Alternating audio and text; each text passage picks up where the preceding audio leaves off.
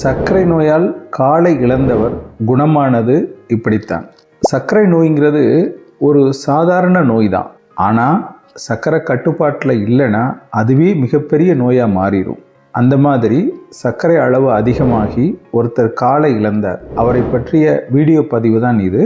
இந்த வீடியோ பதிவு சர்க்கரை நோயாளிக்கு நல்ல பயனுள்ளதாக இருக்கும். ஒரு விழிப்புணர்வுக்கான வீடியோ தான் இது. அதனால் இந்த வீடியோவை முதல்லேருந்து கடைசி வரைக்கும் ஸ்கிப் பண்ணாமல் பாருங்கள். நான் டாக்டர் மணிவண்ணன், காரைக்குடியில் ஸ்ரீ பார்வதி சர்க்கரை நோய் பராமரிப்பு மையம் என்ற பெயரில் மருத்துவமனை நடத்தி வருகிறேன் கடந்த 35 வருடமாக. இன்னைக்கும் ஆயிரக்கணக்கான சர்க்கரை நோயாளிகள் எங்கள் மருத்துவமனையால் பயன்பெற்று வருகின்றனர். சர்க்கரை நோயை பொறுத்தளவு 3வது தெருவில் ஒருத்தர் மாத்திரையே போடாமல் சர்க்கரை கட்டுப்பாட்டில் இருக்கிறாரு அப்படின்னு சொல்லிட்டு நீங்களும் மாத்திரை போடாமல் இருப்பீங்க. இப்போ நான் ஒரு நாளைக்கு 50 சர்க்கரை நோயாளி பார்த்தேன்னா 50 நோயாளியும் 50 விதமாக இருப்பாங்க. ஒருத்தருக்கு ஒரு மாத்திரையில் சர்க்கரை குறையும், ஒருத்தருக்கு 5 மாத்திரை போட்டால் தான் குறையும், ஒருத்தருக்கு 5 மாத்திரை போட்டும் இன்சுலின் போட்டால் தான் சர்க்கரை குறையும், ஒருத்தருக்கு 5 மாத்திரை போட்டு இன்சுலின் போட்டுமே சர்க்கரை குறையாமல் இருக்கிறவங்கலாம் உண்டு. அதனால் அவர் அப்படி இருக்கிறாரு, நான் அப்படி இருப்பேன் அப்படின்னு நினச்சிக்கிட்டு இருக்காதீங்க. சர்க்கரை நோய்க்கு நீங்கள் சிகிச்சை செய்ய ஒரு டாக்டர்கிட்ட போனீங்கன்னா மாத்திரை எழுதி கொடுப்பாங்க. இதை எதை சாப்பிடாதீங்க அப்படின்னு ஒரு நிமிடங்கள் உங்கள்கிட்ட பேசிட்டு அடுத்த முறை வாங்க அப்படின்னு சொல்லுவாங்க. இது பரவலாக எல்லா இடத்துலையும் நடக்கிறது தான். எங்கள் மருத்துவமனையில் சர்க்கரை நோயாளிக்கு ஒரு புரிதல், அதாவது சர்க்கரை பற்றிய ஒரு விழிப்புணர்வை தர்றோம். நாங்கள் நோயாளிக்கு சொல்கிற அந்த சர்க்கரைக்கான கல்வி, அதாவது புரிதல்னு சொல்கிறேன்ல, அந்த கல்வியை எங்கள் சேனல் மூலமாக தொடர்ச்சியாக கொடுத்துக்கிட்டே வரோம். சர்க்கரை இருக்கிறவங்களுக்கு இது ரொம்ப பயனுள்ளதாக இருக்கும். அதனால் எங்கள் சேனலை சப்ஸ்கிரைப் பண்ணி பாருங்கள். சர்க்கரைக்கு மிக முக்கியமான காரணம் உடல் எடை தான். அந்த உடல் எடையும் அதிகரிக்கக்கூடாதுன்ற நோக்கத்தில் எதிர்கால தலைமுறையினர், அதாவது நம்ம சந்ததியினை பாதிக்கப்படக்கூடாது அப்படிங்கிறதுக்காக எங்கள் மாவட்டத்தில், எங்கள் சிவகங்கை மாவட்டத்தில் இருக்கிற அரசு பள்ளியில் சர்க்கரை பற்றிய ஒரு விழிப்புணர்வு கல்வியை தொடர்ச்சியாக கொடுத்துட்டு வரோம். என்னுடைய 35 வருஷ அனுபவத்தை தொகுத்து நோய்களின் தாய் அப்படின்ற பேரில் ஒரு புத்தகம் சர்க்கரை நோய் பற்றிய முழுமையாக எழுதியிருக்கிறேன். உங்களுக்கு தேவையானவங்க புத்தகத்தை படித்து நீங்கள் தெரிஞ்சுக்கணும்னு நினச்சிங்கன்னா இந்த கீழ்கண்ட நம்பரில் நீங்கள் ஃபோன் பண்ணி கொரியர் மூலம் அந்த புத்தகத்தை பெற்றுக்கொள்ளலாம். இந்த வீடியோவை பார்க்குறப்ப சர்க்கரை நோய் பற்றி உங்களுக்கு சந்தேகங்கள் தோணும். அந்த சந்தேகங்களை கமெண்ட்டில் எங்களுக்கு தொடர்ச்சியாக நீங்கள் பதிவு பண்ணிக்கிட்டே வாங்க. உடனுக்குடன் நாங்கள் அதுக்கு பதில் சொல்கிறோம். சர்க்கரை நோயால் காலை இழந்தவர் குணமானது இப்படித்தான் அப்படின்னு வீடியோவோட ஆரம்பத்திலே உங்களுக்கு சொன்னேன். அந்த கதைக்கு நான் வரேன். நான் ஒரு சுகர் பேஷண்ட்டு, 55 வயசு அவருக்கு எப்போ பார்த்தாலும் சர்க்கரையோட அளவு 400 500 இந்த ரேஞ்சில் தான் இருக்கும். அவர் வெளிநாட்டில் வேலை பார்க்குறாரு. அங்கேருந்து வருவார், மாஸ்டர் ஹெல்த் செக்கப் பண்ணுவார். நான் சுகர் 450 இருக்குது, நீங்கள் வைத்தியம் பண்ணிக்கிறீங்க அப்படின்னா, வேணாம் சார், நான் ஹெல்த்தியாக இருக்கேன் சார், ஆரோக்கியமாக இருக்கேன் சார், எனக்கு எந்த பிரச்சனையும் இல்லை அப்படின்னு சொல்லிட்டு போயிடுவார். இது 2 வருஷத்துக்கு ஒருக்க தொடர்ச்சியாக நடந்துக்கிட்டே இருக்கும். நான் அவர்கிட்ட அட்லீஸ்ட் டயட் கண்ட்ரோலாவது பண்ணுங்க அப்படின்னா, இல்லை சார், வேணாம் சார், நான் பார்த்துக்கிறேன் சார் அப்படின்ட்டு போயிடுவார். அவர் இன்னொன்றையும் சொல்லுவார், சர்க்கரை எனக்கு 450 இருக்குது சார், ஆனால் அவ்வளோ ஆரோக்கியமாக இருக்கேன், முடிஞ்சால் என்னை வச்சு நீங்கள் ஆராய்ச்சியே பண்ணலாம், எப்படி ஆரோக்கியமாக இருக்கேன்னு சொல்லிட்டு என்னையே கிண்டல் அடிச்சுட்டு போயிடுவார்.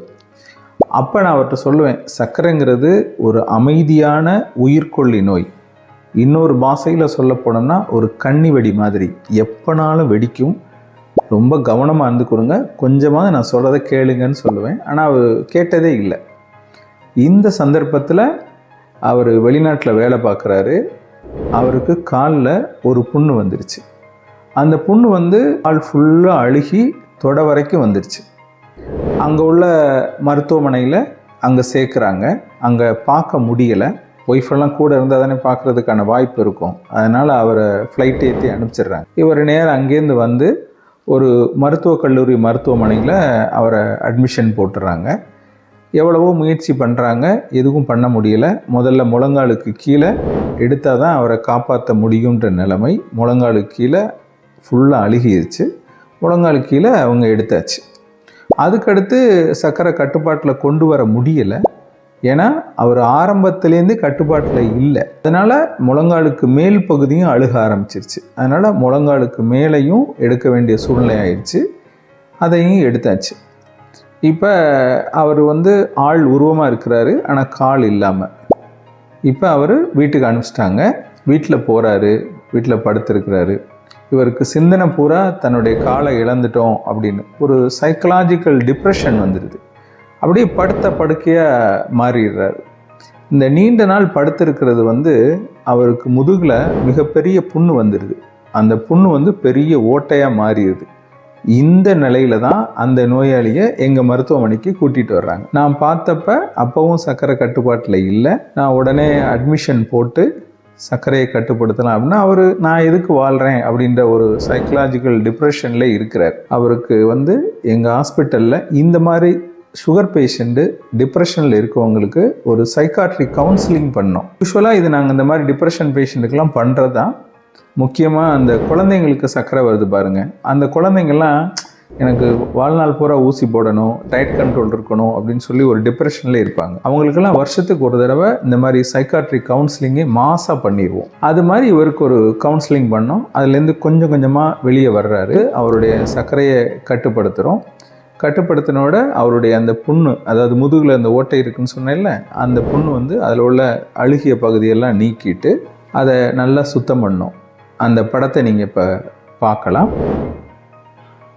இது சுத்தம் பண்ணுறதுக்கு முன்னாடி உள்ள படம். சர்க்கரை நல்ல கட்டுப்பாட்டில் அவருக்கு தொடர்ச்சியாக 2-3 சர்ஜரி பண்ணியிருக்கார்ல, அதனால் அவருக்கு பிளட்டெல்லாம் ரொம்ப குறைவாக இருந்துச்சு. அதெல்லாம் பிளட்டெல்லாம் ஏற்றி அதை சரி பண்ணணும். பண்ணிவிட்டு